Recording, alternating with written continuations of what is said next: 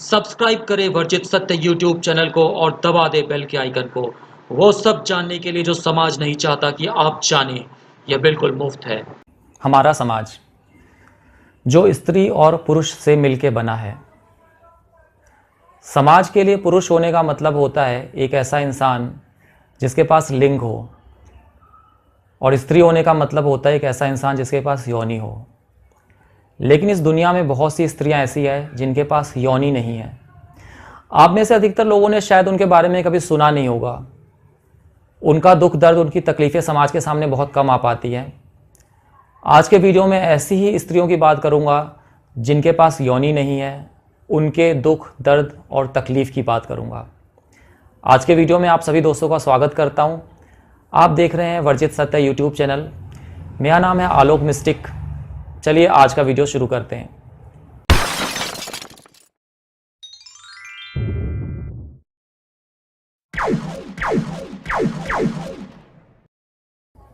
आज ऐसी स्त्रियों की बात करेंगे जिनके पास योनि नहीं है। इस मेडिकल कंडीशन को MRKH कहते हैं। MRKH के केस में क्या होता है कि लड़की जब पैदा होती है तो उसके अंदर यूटेरस नहीं डेवलप होता, यानी कि जो बच्चेदानी है, जो गर्भाशय है, वो डेवलप नहीं होता, नहीं बन पाता। और जो अंडाशय है वो या तो पूरे तरीके से विकसित नहीं होता या होता ही नहीं है। ऐसी लड़कियां जब थोड़ी बड़ी होती हैं और उस उम्र में पहुंचती हैं जब उन्हें पीरियड्स आना चाहिए लेकिन उन्हें पीरियड्स नहीं आता, तब उनके माँ बाप ऐसी लड़कियों को डॉक्टर के पास ले जाते हैं। और डॉक्टर जब परीक्षण करता है, जब चेकअप करता है, तो पता लगता है कि ये लड़कियां MRKH से ग्रसित हैं। ये लड़कियां जब थोड़ी और बड़ी होती हैं, जब उनके अंदर सेकेंडरी सेक्सुअल कैरेक्टरिस्टिक्स जिसे कहते हैं फीमेल के केस में, यानी कि ब्रेस्ट वगैरह ये बनने चाहिए, तो ब्रेस्ट वगैरह प्रॉपर तरीके से बनते हैं। और अगर मेडिकल साइंस के हिसाब से बात की जाए तो ये पूरी तरीके से स्त्रियां ही होती हैं, लड़कियां ही होती हैं, क्योंकि मेडिकल साइंस क्रोमोजोम के हिसाब से तय करता है कि कौन स्त्री है और कौन पुरुष है, या फिर कौन स्त्री और पुरुष दोनों ही नहीं है बल्कि हिचड़े। तो फिर ये जो स्त्रियां हैं वो मेडिकल साइंस के हिसाब से पूरी तरीके से स्त्री हैं। इनके शरीर में जो फ़र्क होता है वो मुख्य तौर पे दो ही होता है। एक तो इनके पास यूटेरस नहीं होता, बच्चेदानी नहीं होती, जिस वजह से ये माँ नहीं बन सकती। और दूसरा, इनके जो योनि का छेद होता है वो काफ़ी कम गहरा होता है, 1 सेंटीमीटर या 2 सेंटीमीटर है, इस तरीके से कई बार बंद भी होता है। लेकिन योनि जो बाहर से दिखती है वो बिल्कुल सामान्य योनि की तरह ही दिखती है। ब्रेस्ट वगैरह का डेवलपमेंट सामान्य होता है। MRKH की बीमारी की मेडिकल डिटेल्स में ज़्यादा नहीं जाऊंगा, क्योंकि मेडिकल डिटेल्स इस वीडियो का विषय नहीं है। इस वीडियो का विषय है कि MRKH से ग्रसित स्त्रियों को क्या सामाजिक तकलीफ झेलनी पड़ती है, क्या मानसिक तकलीफ झेलनी पड़ती है, मेडिकल इंडस्ट्री इनकी तकलीफ़ों से अपना फ़ायदा, अपना पैसा कैसे बनाती है, और इस बीमारी से ग्रसित स्त्रियां क्या कर सकती हैं। तो सबसे पहले तो मैं कहना चाहूँगा कि मेरी अपनी समझ में ये कोई बीमारी नहीं है, MRKH बीमारी नहीं है। क्योंकि बीमारी का मतलब मेरे हिसाब से होता है जिसमें या तो शरीर को कोई तकलीफ़ हो या फिर व्यक्ति को एक नॉर्मल फंक्शनिंग में प्रॉब्लम आए। जैसे कि अगर किसी को क्रोनिक पेन है, किसी को जोड़ों का दर्द रहता है, तो एक समस्या है, क्योंकि इसमें शरीर को तकलीफ़ हो रही है। किसी को दमे की शिकायत है तो इसमें शरीर को तकलीफ़ हो रही है, दमे का अटैक आ गया तो शरीर को तकलीफ़ हो रही है, बीमारी है। या किसी को मान लीजिए डायबिटीज़ है, डायबिटीज़ की वजह से बार बार पेशाब लगता है, या किसी अन्य वजह से फ्रीक्वेंट यूरिनेशन की प्रॉब्लम है, तो वो एक सामान्य तरीके से फंक्शन नहीं कर पाएगा समाज में। क्योंकि अगर ऑफिस में बैठा है तो उसे अपना काम छोड़ के बार बार पेशाब के लिए जाना पड़ेगा। तो ये सब बीमारियाँ हैं। लेकिन MRKH में ना तो शरीर को कोई तकलीफ़ हो रही है और ना ही कोई ऐसा काम है जो MRKH से ग्रसित स्त्रियां नहीं कर सकती। जैसे कि हर काम कर सकती है ऐसी स्त्रियां, स्कूल में पढ़ा सकती हैं, ऑफिस का काम कर सकती हैं। तो इस बीमारी की वजह से ऐसा नहीं कि उनके काम में कोई दिक्कत आएगी। तो मैं इसे बीमारी नहीं मानता, मैं इसे एक अलग तरीके का शरीर मानता हूँ। जैसे अलग अलग शरीर होते हैं, कोई काला होता है, कोई गोरा होता है, कोई पतला, कोई मोटा, किसी के बाल सफ़ेद होते हैं, किसी को चश्मा लगा होता है, और तमाम तरह के शरीर होते हैं। तो ये एक प्रकार का शरीर है। लेकिन समाज इसे ऐसा नहीं देखता। तो जो भी लड़कियां MRKH से ग्रसित हैं उनके अंदर एक कॉम्प्लेक्स पैदा हो जाता है, और मैं तो कहूँगा कि ये कॉम्प्लेक्स समाज उनके अंदर डालता है। तो समाज ऐसी स्त्रियों को कहता है कि चूँकि तुम बच्चा नहीं पैदा कर सकती इसलिए तुम कुछ कम हो, तुम पूर्ण स्त्री नहीं हो। क्योंकि समाज के हिसाब से तो स्त्री तभी पूर्ण होती है जब वो माँ बने। तो पहला कॉम्प्लेक्स तो ये डालता है समाज उनके दिमाग में। दूसरा कॉम्प्लेक्स डालता है कि वो पेनिट्रेटिव सेक्स नहीं कर सकते।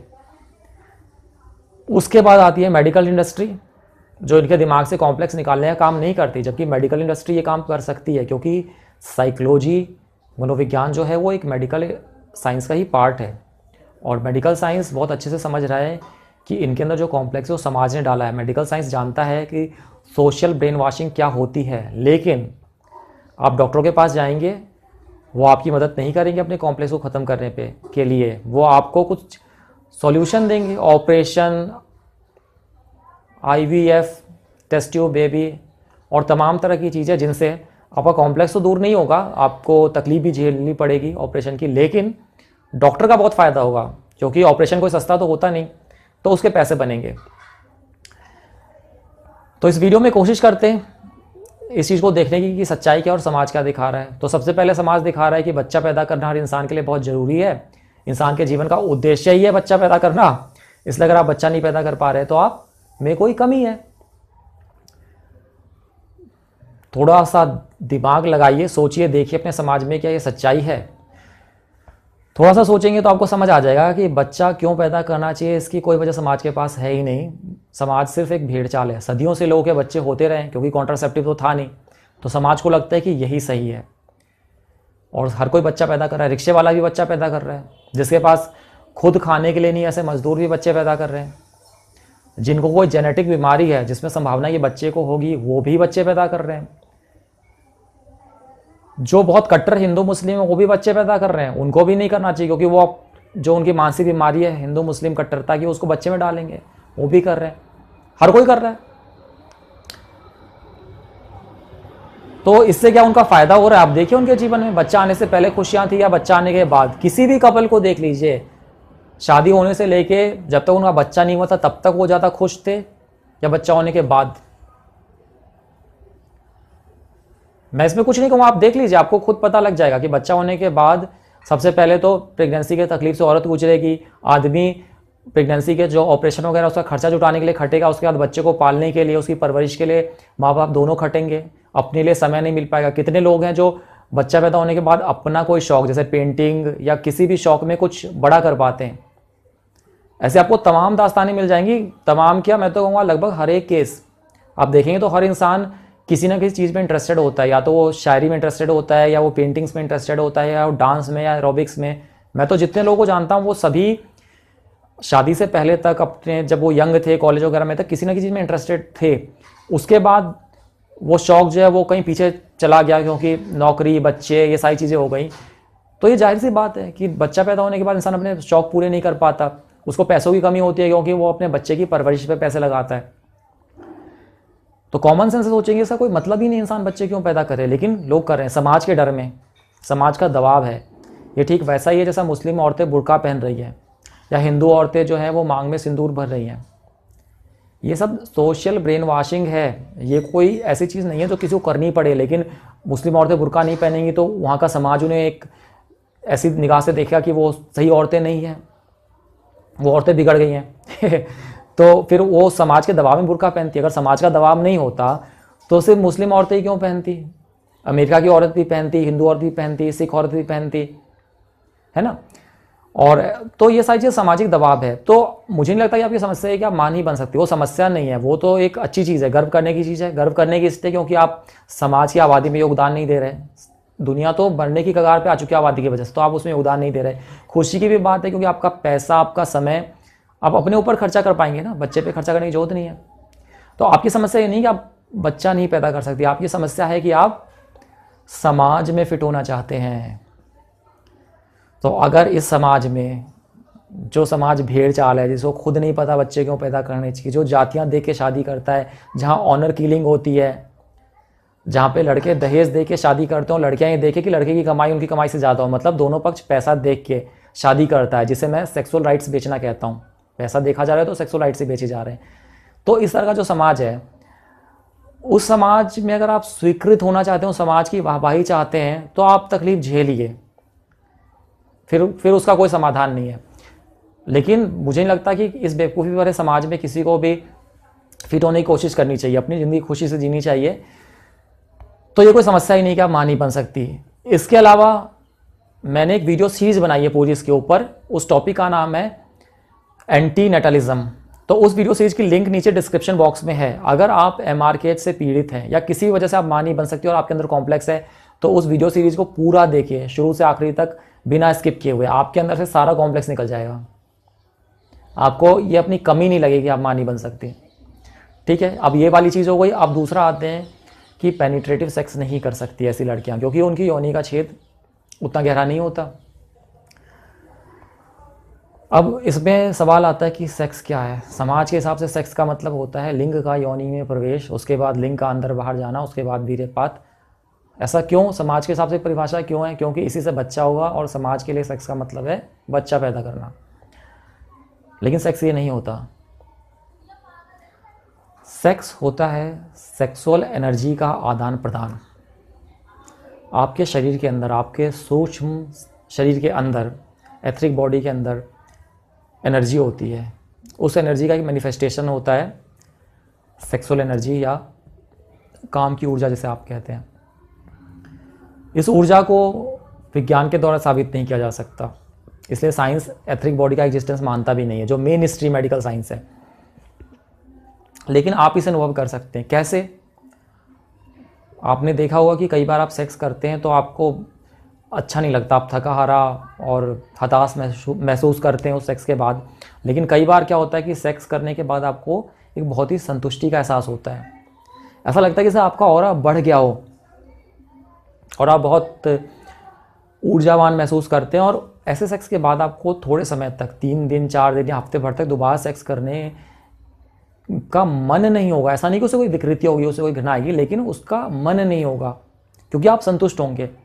तो ये फ़र्क क्यों होता है? अगर आप वैसे देखेंगे तो दोनों ही समय में, जब आपने हताश महसूस किया और जब आपने ऊर्जावान महसूस किया, दोनों ही समय में जो फिजिकल एक्ट है वो तो एक ही जैसा था। तो जो फिजिकल एनर्जी है, मसल्स की एनर्जी, जो कुछ भी है, और नर्वस सिस्टम वगैरह सब कुछ वैसा ही था। तो ये फ़र्क कहाँ से आया? ये फ़र्क आता है एथरिक बॉडी से। तो सेक्स का असली मतलब है 2 पार्टनर्स के बीच ऊर्जाओं का आदान प्रदान। समाज इस परिभाषा को कभी नहीं मानेगा, लेकिन यही है, सच्चाई यही है। और हर इंसान ऐसे ही सेक्स की तलाश कर रहा है जिसमें ऊर्जा का आदान प्रदान हो सके। क्योंकि जब आप अपने पार्टनर से ऊर्जा का आदान प्रदान करते हैं, आप पुरुष हैं, आपके अंदर एक खास तरह की एनर्जी होगी, आप महिला हैं, आपके अंदर एक खास तरह की एनर्जी होगी। उस एनर्जी का जब आदान प्रदान होता है तो एक संतुष्टि महसूस होती है, वही सेक्स का आकर्षण है। तो इस तरह का सेक्स कर पाने के लिए आप पूरी तरीके से सक्षम हैं। ऑर्गेज़म के लिए आप पूरी तरह से सक्षम हैं, क्योंकि क्लिटोरिस जो है वो MRKH के केसेस में बिल्कुल पूरी तरीके से डेवलप होता है। तो ऑर्गेज़म आप पा सकते हैं, पुरुष को ऑर्गेज़म दे सकते हैं। पेनिट्रेटिव सेक्स नहीं भी हो पाएगा, ओरल स्टिमुलेशन, मैनुअल स्टिमुलेशन और बहुत सारी चीज़ें होती हैं। तो मुख्य बात यह है कि आपको प्यार पाने की कोशिश करनी है, क्योंकि प्यार के बिना जो सेक्स होता है उसका कोई मतलब नहीं है।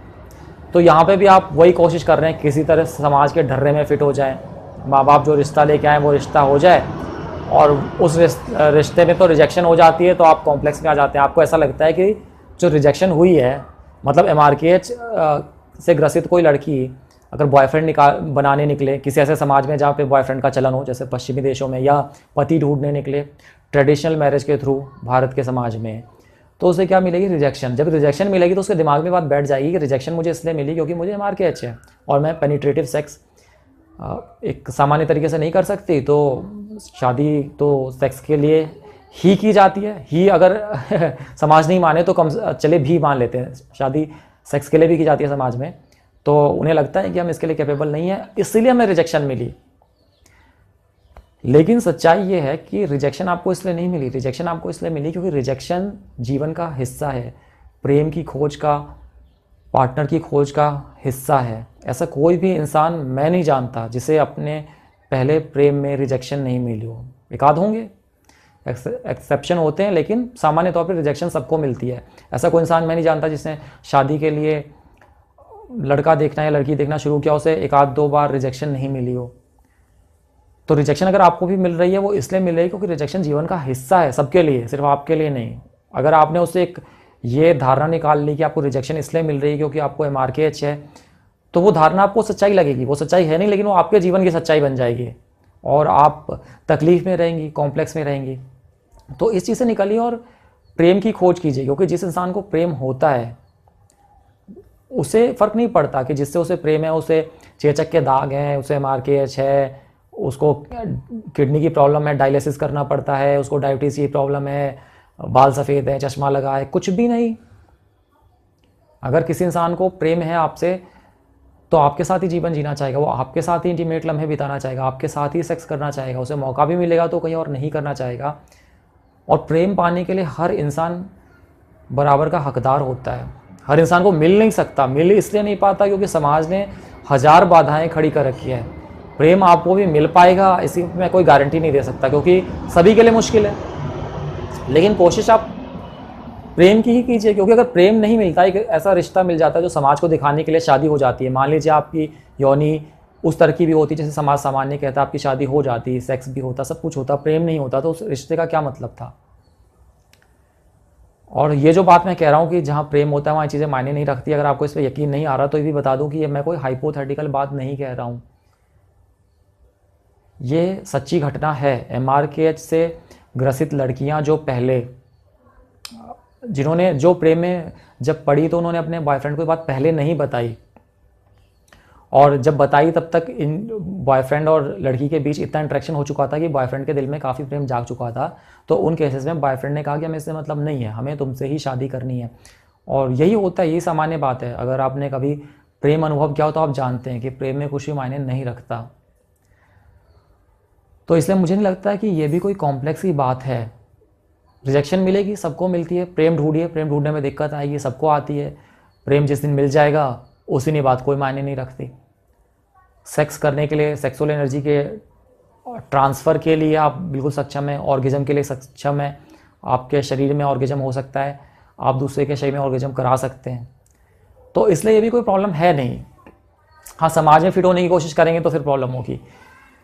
तो ये सारी चीज़ें हैं। लेकिन मेडिकल साइंस क्या करता है सॉरी, मेडिकल साइंस आपके मन से ये कॉम्प्लेक्स नहीं निकालेगा। मेडिकल साइंस क्या करेगा, आपसे कहेगा कि आपको बच्चा नहीं हो सकता, बच्चा होना तो बहुत ज़रूरी है ना, समाज के अंदर आपका बच्चा नहीं होगा तो समाज क्या कहेगा, तो आप IVF कराओ।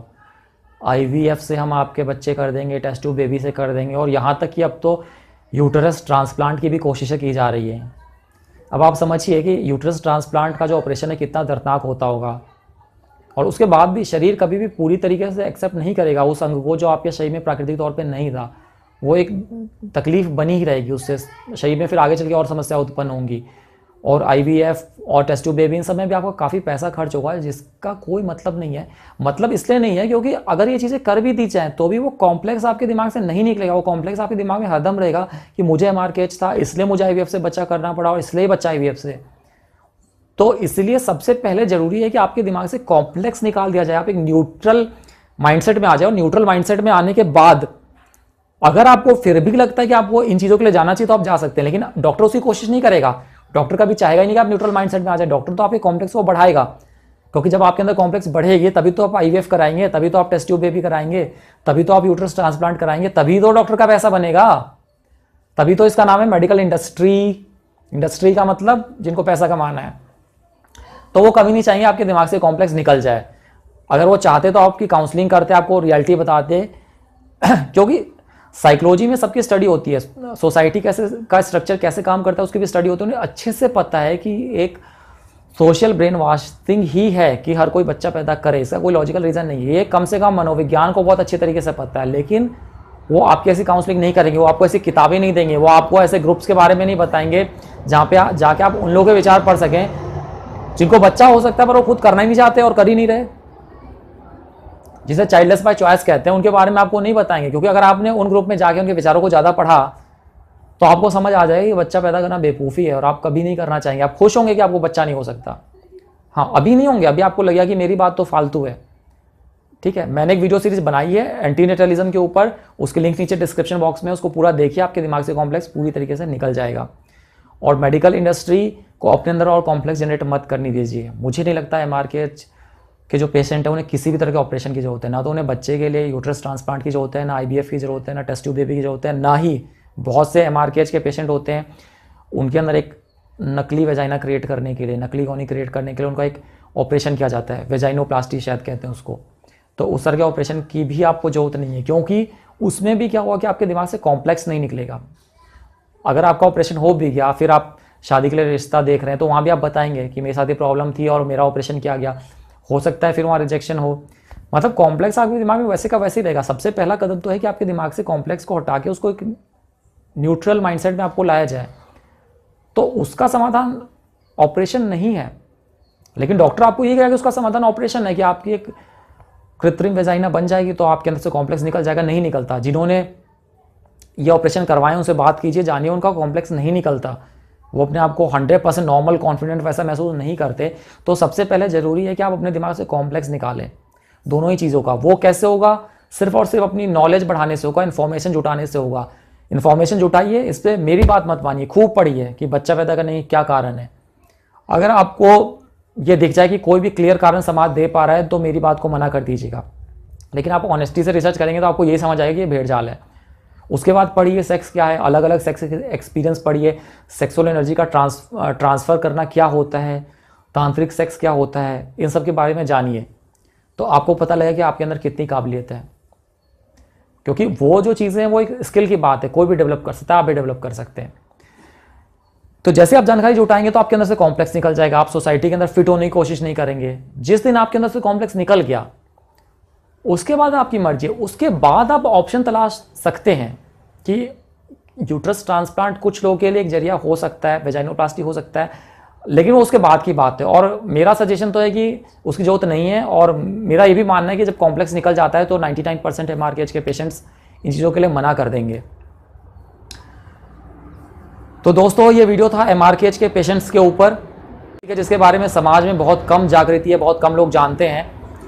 तो मुझे लगता है इस वीडियो के जरिए कुछ और लोग इस डिजीज़ के बारे में जान पाए होंगे। और MRKH से ग्रसित कुछ लड़कियां, कुछ स्त्रियां अगर इस वीडियो को देख रही हैं तो उनके अंदर शायद कुछ कॉन्फिडेंस बढ़ा हो। तो आज के वीडियो में बस इतना ही। वीडियो अगर आपको पसंद आया हो तो इसे लाइक और शेयर करना ना भूलें। और इसी तरह के और भी वीडियोस देखने के लिए, वर्जित टॉपिक से वीडियो देखने के लिए, फॉरबिडन टॉपिक से वीडियो देखने के लिए, टैबू टॉपिक से वीडियो देखने के लिए ये जो YouTube चैनल है वर्जित सत्य, इसको सब्सक्राइब कर लें। इस पर अभी और भी बहुत सारे वर्जित टॉपिक से ऊपर वीडियोस आने वाले हैं। आज के वीडियो में इतना ही। इस वीडियो के देखने के लिए आपका बहुत बहुत धन्यवाद। नमस्कार।